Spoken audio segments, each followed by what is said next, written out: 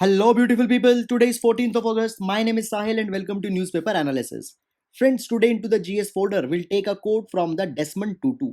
Now, he is one of the most significant human rights activists and the proponent of the anti-apartheid movement.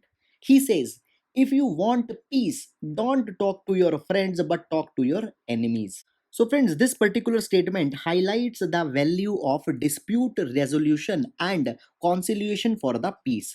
Guys, very important dimension. You can use it into the GS paper number 2, into the ethics GS paper number 4, as well as into the essays onto the world peace. Now, guys, in GS 4, many a times the case studies have been given in which some kind of ethical dilemmas have been given. So there you can use this particular statement. So that's it, and now let's take the newspaper analysis. Now, starting up, friends, here we can see that the Prime Minister has announced substantial tax reforms. Now, first of all, three tax reforms have been announced, that is the faceless assessment system, taxpayers charter, and the faceless appeal system. Now, before going into this particular news, I will tell you exactly what is happening. Now, every year, the people who are the taxpayers, they file their income tax returns, and here you need to provide all the information with respect to your income. Now, guys, many a times what happens, in some of the income tax returns there is some discrepancy which raises a certain suspicion. Either your income goes too much down or it goes too much up, or there could be any other kind of technical thing, and there it raises a kind of a suspicion into the income tax authorities that you might be withholding some information or might be fabricating the information, and for that particular thing the scrutiny occurs. Now, this particular scrutiny is done by the income tax office which is falling into your jurisdiction, and in that particular scrutiny you need to go physically, you need to submit all the documentation which will back the information which you have provided into the ITR, and then it will be seen whether some false claim was made here or not. Now, guys, this entire thing which is going here, you will find that a lot of discretion is there, and many a times what happens, the tax authorities, due to some vested interest, also indulge into false scrutinies, and even if there are the true scrutinies, many a time the harassment of the citizen happens, and this particular thing is not good. And guys, there are sometimes the words also we use for that thing, that is the tax terrorism. Now, in order to undo all this particular kind of thing, what has been done, a portal has been established, that is a transparent taxation honoring the honest platform, and it will made or make all this process seamless and painless. Now, guys, what will happen, there will be the faceless assessment system, and the taxpayers who need to go into the scrutiny, they will not be chosen by the discretion of the department. Rather, by using the artificial intelligence and data analytics, the people will be chosen. Moreover, there you need not to go physically. The entire scrutiny process will be into the faceless form. You need to just upload the supporting documents and evidences. Moreover, there will be no issue of territoriality here. Now, guys, all the scrutiny files, they will be centrally issued to the income tax officials randomly at any jurisdiction. So it could be a thing that a person of Delhi, his scrutiny case is being handled by an income tax official into the Maharashtra. So the cases will be centrally allocated onto the random basis, and your entire document will be having a DIN number, that is the document identification number, and you can track it onto the internet as how your scrutiny is going on. So, guys, the concept of territorial jurisdiction has been removed. Then I had told you already that there is no physical interface, and it will reduce the arbitrariness which is there into the system.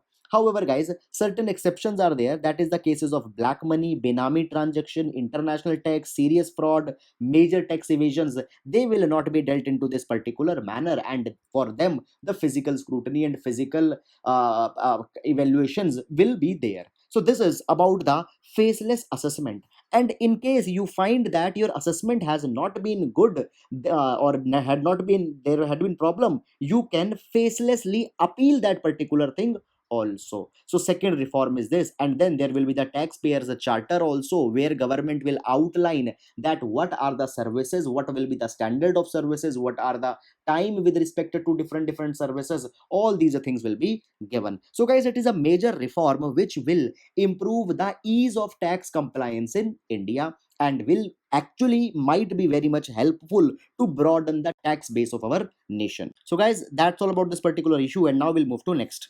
Now, guys, this particular article pertains to the Arunachal Pradesh's demand with respect to the autonomy.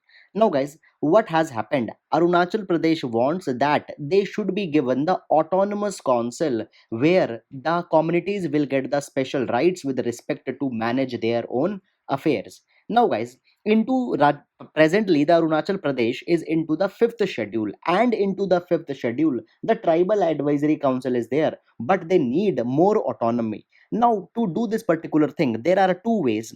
Either Arunachal Pradesh name should be included into the sixth schedule, where already four states, that is the Assam, Meghalaya, Mizoram, and Tripura, are there. Or second is that they should be included in the fifth schedule, but in article number 371A, where the Nagaland has been covered. Because here under article number 371A, it has been said that no act of parliament will be applicable into the Nagaland until the Nagaland assembly will decide it by the resolution. So the Arunachal Pradesh wants that either one of these things should be done. Right now, autonomous council is not cannot be given to Arunachal Pradesh because it is a normal fifth schedule state. So these demands are being raised here. So that's it, and now we'll move to next. Now, friends, this particular article talks about the need to provide freedom into the educational institutions such as schools, so that the innovation could come into the education system of India. Now, it has been said that our educational institutions such as school, they are just like a structure, and if timely repairs and if timely corrections will not be made, then this structure will not become resilient, and therefore the development and reforms is needed, but sadly that thing is not broadly covered into our Indian education system. So broadly, three type of reforms have been talked into this particular article. First of all, they say that in our school system, the enough of autonomy should be given to the principals as well as teachers, so that they can take decision onto the basis of their school, onto the basis of the problem which is there. Now, what happens? Such kind of autonomy has been missing, and it is just an example of the colonial hangover, when teachers were not given the autonomy because it was assumed that they will ignite the feeling of nationalism into the student, and the same thing is happening now, but that thing is wrong, because too much of a centralization will not be able to account the regional differences or the regional changes which have to be made, and there the principals and teachers can make a good reform. Secondly, it has been said that as the COVID chaos came, our education system faced a lot of problem. What we had done, all the schools into the entire country have been closed. Now, guys, if you are following the trend, you know that the major cases are into the metropolitans. Till now, the villages have reported very less number of cases. So there are two things. Some people say that it is because of the poor reporting, but that is the ground reality, that villages have contained the pandemic by taking enough of precautions. We had seen hundreds of success stories where villages have taken the cautious approach in dealing with the crisis, and the safeguards have been taken. Now, guys, even if we talk about the data, here we can see that the 72% of the cases are into the 30 districts, and 80% cases are into the 7 states. Now, what we are implying here? We are implying that there are large number of villages which are completely safe. There is no logic to close the schools for the entire year. Therefore, if the enough of autonomy to the principals, to the authorities is to be given, there the schools could have been opened. And guys, as the schools are closed, there are problem on three fronts. First of all, the students are not able to get the meal under the midday meal scheme. Secondly, schools not only are the institution for learning, but they are also the institution of socializing, and they imbibe much needed social skills, but now they are not being imbibed. Thirdly, the education also happens to be a thing. Therefore, it has been said that enough of the freedom would have been given to the state and district authorities with respect to the school, rather than imposing the blanket ban onto the entire country. Then guys, the next freedom which is talking is about the learning in outdoor settings. See, in our education system, even into the new education policy, it has been said that foundational literacy and numeracy skills are to be imbibed, and for that thing separate mission has also come. And when these things are not being imbibed, it is called as the learning loss, and it was said that due to the lockdown such learning loss has came, therefore the online education started. But in this entire reasoning, there was not even a mention of the learning by the observation, and this is the thing. In our education system, this thing is not given adequate attention. So article says that students can learn enough from the nature, from the natural phenomena, natural processes, but our classrooms are limited into the four walls, and such disconnect has been created between the nature and the student. Now particularly village teachers have a very good leverage that they can teach their students into the natural surroundings, but no focus has been given on this particular thing. Just focus is onto the learning outcomes onto the basis of certain age old clerical parameters. So it has been said that the learning outcomes entire should be redefined and onto the basis of teachers perception in this particular regard. Then guys, as the online education began, a lot of technical fixes started to happen into our education system. Though technical fixes are going from so many years, there were attempts that the radio should be used as a education medium, then the TV, and now into the lockdown internet. But nobody is improving that how the pedagogical change or the learning styles or the teaching styles need to be changed. There is no talk as how into the school education system such kind of education should be given, so that the problem solving skills can be imbibed into the children. And though on one hand internet connectivity and all these things are being talked about, nobody is talking about the basic technological infrastructure that is needed into the school, that is microscopes, basic equipments into the science labs. Nobody is concerned onto that particular thing. So guys, it has been said that our school system needs a lot of freedom, and that freedom is need to be given at particular school level, so that they can invest into the technological equipment procurement. They can decide their own guidelines with respect to the operation into the course of pandemic, as well as there should not be a feeling of suspicion, rather a feeling of seeing the teachers and principal as the partners into the education. So guys, all these things are there. That's it. Now we'll move to next. Now, guys, this particular article talks about a historic achievement that has been reached with respect to the child rights. Now, before going into this particular article, see, the ILO, International Labour Organization, had signed certain conventions with respect to the child rights. And this particular article is talking about the ILO Convention number 182, which is talking about the worst form of child labor. It is also called as a C182. Now, guys, this particular convention has now been ratified by the Kingdom of Tonga.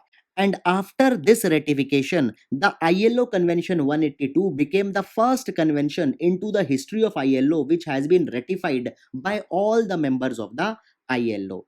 Now, friends, ILO has large number of conventions with respect to the labor rights, but 8 conventions are called as the core conventions of ILO. And out of these 8, one is about the worst form of child labor, which talks about protecting the child from sexual exploitation, trafficking, their deployment into the armed conflicts. And after the ratification, all the member countries need to change their legislation in respect to all the promises that have been made into this particular convention. Now, India also ratified the convention in 2017 and brought the adequate changes. And now, after the ratification of Tonga, it is a moment of celebration for the child rights, because a kind of a universal consensus for their protection has came. But guys, before that, there are certain concerns also.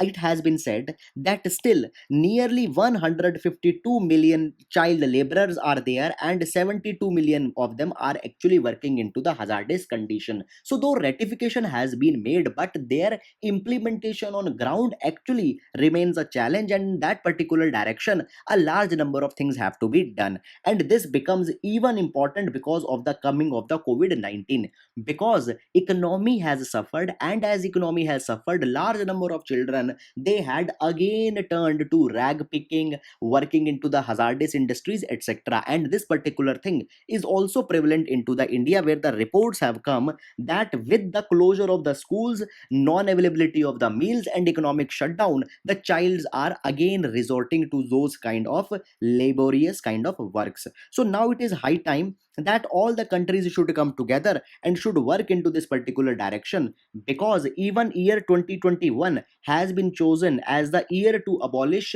child labor, and even the date of fulfilling the sustainable developmental goals is coming near. So therefore now the time is that sustainable actions in this direction should be taken up. So guys, that's it. This reference you can use into the child related questions into the GS paper number 2. So that's it. Now we'll move to next. Now, friends, this particular article is a remembrance which is written by Ben Wallace, who is the United Kingdom's Secretary of State for the Defense. And here he is remembering the Burma campaign and is recognizing the contribution of the Indians. Now, first of all, Burma campaign was a battle that was fought during the World War II in the years from 1941 to 1945. Now, guys, Burma proved to be the Southeast Asian theater of the World War II. And as we know, into the World War II, there were two major camps that were there, that was the Allies and the Axis. Now, Allies were the side where the Britishers were fighting, British India was fighting, China was fighting, and US was fighting. Whereas, on to the other hand, there were the Axis, and the Japan, with the help of Thailand and Free India movement, is trying to capture the Burma, and from Burma they wanted to enter into the India.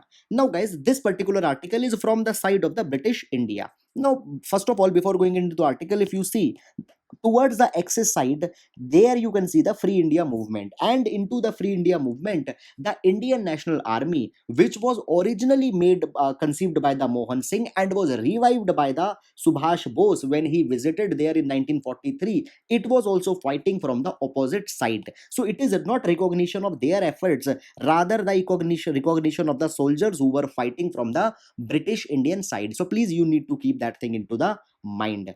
So it has been said that the British Indian soldiers, they fought most heroically, and not only into the Burma campaign their bravery was to be lauded for, rather they were fighting throughout the Africa, Europe, around the Mediterranean, and their contribution was such that at its peak, nearly 2.5 million Indian soldiers, they fought during the World War II, and the much needed resources such as the coal, iron ore, etc., were also provided by the India to the British. Moreover, into the article, particularly the valor and courage of the Rao Abdul Hafiz has been appreciated. Now, guys, as World War II was going on and Japanese were moving towards the India, there was the Battle of Imphal, which was fought in Manipur. So that here the resistance was being given to the Axis powers, and there the Rao Abdul Hafiz died, and he became the youngest Indian who received the Victoria Cross. And there are large number of stories in this particular direction. So guys, why this article is coming now? Because now there is a 75th anniversary at the end of the World War II, and it is called as establishing peace into the Asia. So in that particular direction, the efforts of the Indians are being recognized. Now guys, it has been said that now also UK will be needing the help of India, and there is a room for the partnership, and now the fight is needed to be given to the pandemic, to the emerging problems of the world, social problems, economic problems, terrorism, all these kind of things. And it has been said that as the united front was given here, the united front into the future is also being expected. So guys, when you are writing about the India UK relations, one of the reference from the Burma campaign can be given when we are talking about the converging point. So that's all about this particular issue, and now we'll move to next. Now, friends, this particular article talks about the India Maldives relation, where India had provided a fiscal package to Maldives in order to fight with the COVID 19's impact. Now, guys, 500 million package have $500 million package has been given. It will consist 100 million grant, that is the money which Maldives is not required to pay back, and 400 million will be given as a line of credit. Now, before this also, earlier the $800 million line of credit has already been given by India to the Maldives, and it is in addition of that particular thing. So clearly here we can see that India is extending the relation with the Maldives given the changing strategic realities. And this particular move shows that India is now considering the neighborhood policy 2.0. Now, friends, see the money which has been given, it will be utilized for building the connectivity, air connectivity, sea connectivity, intra island connectivity, and the telecom connectivity into the Maldives. Now, guys, the biggest support that has been given, it is to the GMCP project, that is the Greater Malay Connectivity Project, and this project will be connecting Malay to the nearby three islands, and it will be the largest civil infrastructure project of the Maldives. Now, guys, apart from the connectivity measures, India is also ready to sign the air bubble agreement with the Maldives. Now, first of all, air bubble agreements, now friends, they pertain to the connectivity even into the times of COVID-19. So suppose if two countries have a kind of similar kind of quarantine norms, testing norms, and all such kind of norms, then they can sign an air bubble agreement, and the flight connectivity between the two countries will be starting. So now the countries across the world, they are resorting to such kind of air bubble or air bridge type of agreements, and now we are signing it with the Maldives. So, guys, all these things will bring some greater convergence between two countries. So that's it. Can use into the answer. Now we'll move to next. Now, guys, here we can see that the Chief Justice of India had said that the Official Language Act of 1963 should be amended by the central government. Now, what has the issue here? I'll tell you. So, into the last course of days, we have seen that the environmental impact assessment 2020 notification has been announced, and this particular notification will replace the 2006 notification. And this particular thing has become a very big matter, and there is also huge controversy associated with this particular thing. So therefore, few days back, Delhi High Court said to the union government that they should convert the EIA 2020 notification in all the vernacular language.